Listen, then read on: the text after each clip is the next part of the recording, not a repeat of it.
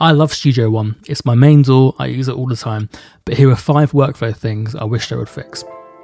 So number 1 is that there's no range tool in the piano roll. This messes with my head sometimes because I'll be working in the main window, in the arrange window, press 2 to get the range tool, open up a MIDI event, go down to the piano roll, and then number 2 becomes the cut tool because there is no range tool, so they shift the sequence of tools along. That messes with your muscle memory and such.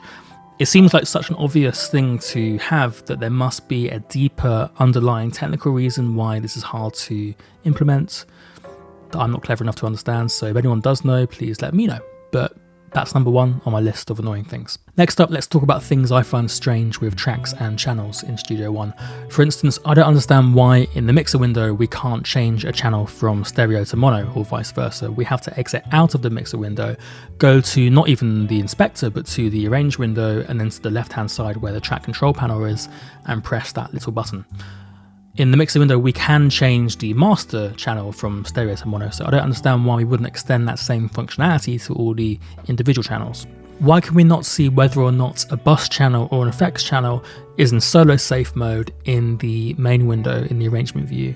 We can only see that green solo safe icon in the inspector or in the mixer.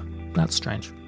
This might seem really nitpicky, but when tracks are small and they have layers attached to them, when we go to reorder the track and drag them, it's really hard to not activate the drop-down menu for selecting the layers. I think there needs to be a bit of a rethink on the UI design for this, because you often have long empty spaces where it seems intuitive to go and drag a track, but then you'll always hit the drop-down menu. So small things, but annoying. Number 3, when I'm exporting stems, there's always the same window that comes up pre-populated with the name of the project. This is annoying, I always delete it. If I go out of that window, make some tweaks and then export stems again, the same name comes up and I have to delete it again.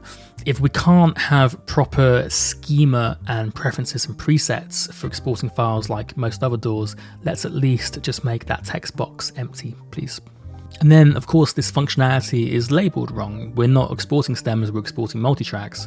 I guess you could export stems this way if you were doing individual bus channels that were groups of tracks, but we're fighting a bit of a losing battle as audio professionals as to what stems are versus multitracks, and it's common now that all multitracks are just referred to as stems, but it feels like an extra stab in the back when it's your own software which is using the term incorrectly.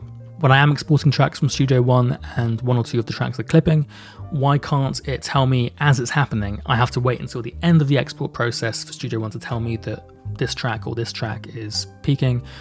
It would be much quicker if it could just tell me in the moment, this track is peaking. I can exit out of it, I can make the tweak, then go back to exporting. It'd be a real time saver.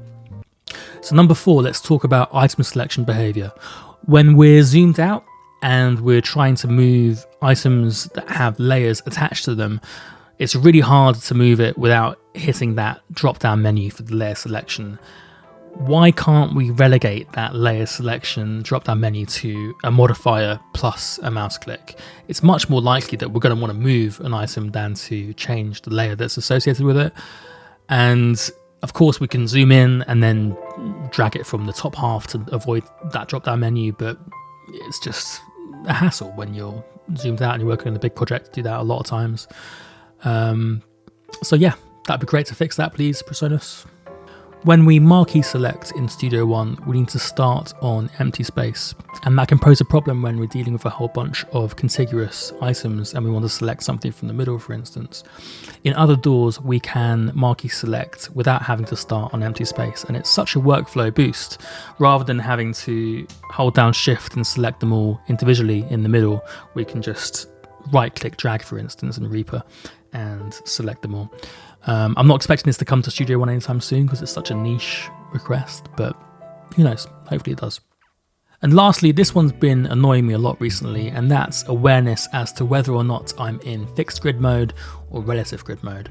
Before I move items, duplicate items, I find myself often having to go up to the snap drop-down menu and check visually whether or not relative grid is activated, and this just seems so silly. Like, why isn't there a visual representation of what mode you're in in the toolbar, so I can quickly glance at it and then be like, okay, cool, I'm in versive grid, I can duplicate my items now and they'll be in the right place. Yeah, let's fix that.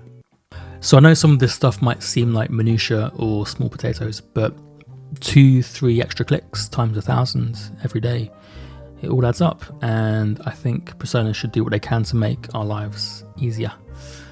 So I'm going to continue to be annoying and say things. If there's any videos you want to see, you let me know and I will do my best. Bye bye.